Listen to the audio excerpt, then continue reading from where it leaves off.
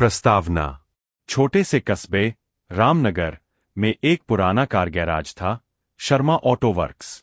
यह गैराज वर्षों से चल रहा था और इसके मालिक थे हरिचंद शर्मा, जिन्हें सब हरी मैकेनिक कहकर बुलाते थे।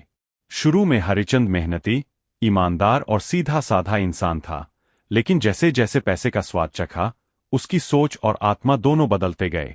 शुरुआत में साधारण जीवन। हरिचंद दिन भर कारों की मरम्मत करता था।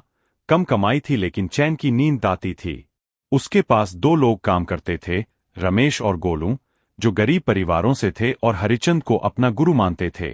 हरिचंद की पत्नी शांता सीधी सादी थी, लेकिन हमेशा कहती थी, हरी, जरा बड़ा सोचो, कुछ बचत करो, रोज यही पंचर, इंजन और ग्रीस में लिपटे रहोगे क्या जीवन भर।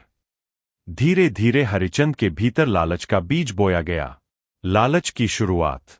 एक दिन एक अमीर व्यापारी तिवारी जी की मर्सिडीज कार खराब होकर गैराज पर आई। तिवारी जी को तुरंत काम चाहिए था और उन्होंने कहा, पैसे की चिंता मत करना, बस जल्दी बना दो। हरिचंद ने एक छोटा सा पार्ट बदलने के लिए तिवारी जी से 15,000 रुपये चार्ज कर लिए, जबकि असली कीमत थी सिर्फ 1,500। तिवारी जी ने बिना शक किए पैसे दे दिए। यहीं से हरिचंद के भीतर लालच ने जड़ें जमा लीं। अब वह हर ग्राहक से झूठ बोलकर ज्यादा पैसे वसूलने लगा। गैराज बना धोखे का अड्डा। हरिचंद अब हर छोटी छोटी बात पर बड़ा बिल बनाता। छोटे स्क्रैच को बड़े डेंट बता देता। सही पार्ट्स को खराब बताकर बदल देता। ग्राहकों को डराता कि अगर तुरंत ठीक नहीं करवाया तो कार जल सकती है।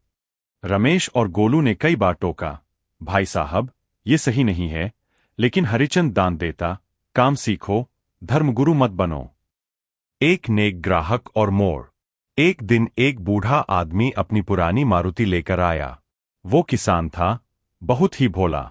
उसने कहा, बाबूजी, ब्रेक ठीक नहीं चल रहे, बहुत डर लगता है, लेकिन मेरे पास सिर्फ 1,000 रुपये है।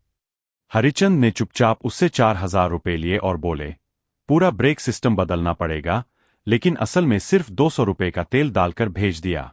बूढ़ा किसान चला गया और 2 दिन बाद खबर आई, ब्रेक फेल होने से उसकी मौत हो गई। हरिचंद को झटका लगा, लेकिन उसने खुद को समझा लिया, मेरी गलती थोड़ी है। वो कार ही पुरानी थी। बदलाव की शुरुआत। पर अब जैसे उसकी दुनिया बदलने लगी। उसके गैराज में बार बार शॉर्ट सर्किट होने लगे। मशीनें खुद ब खुद खराब होने लगीं। ग्राहक एक एक करके छोड़ने लगे। रमेश और गोलू ने भी इस्तीफा दे दिया। हरिचंद अब अकेला पड़ने लगा। एक रात उसे सपना आया, उस किसान की आत्मा उसे देख रही थी, आंखों में दर्द और सवाल थे। क्या तुझे तेरे लालच की कीमत नहीं चुकानी चाहिए? आत्मा ने कहा। पछतावा और परिवर्तन। हरिचंद की नींद टूट गई।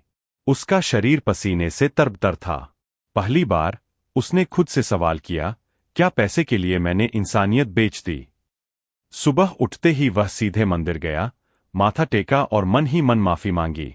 उसी दिन उसने गैराज का बोर्ड बदला, ईमानदार सेवा, हर ग्राहक को सच बताया जाएगा। अंत में नई शुरुआत। हरिचंद ने दोबारा रमेश और गोलू को बुलाया, माफी मांगी और उन्हें वापस नौकरी पर रखा। अब उसने खुद कसम खाई, किसी से झूठ नहीं बोलेगा, कम कमाएगा, लेकिन सुकून से जिएगा। अपने हर ग्राहक को ईमानदारी से समझाएगा। धीरे धीरे लोग दोबारा आने लगे। ग्राहक उसके बदले स्वभाव को पहचानने लगे।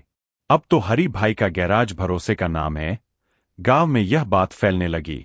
सीख, मोरल। लालच कितना भी मीठा लगे, उसका फल हमेशा कड़वा होता है।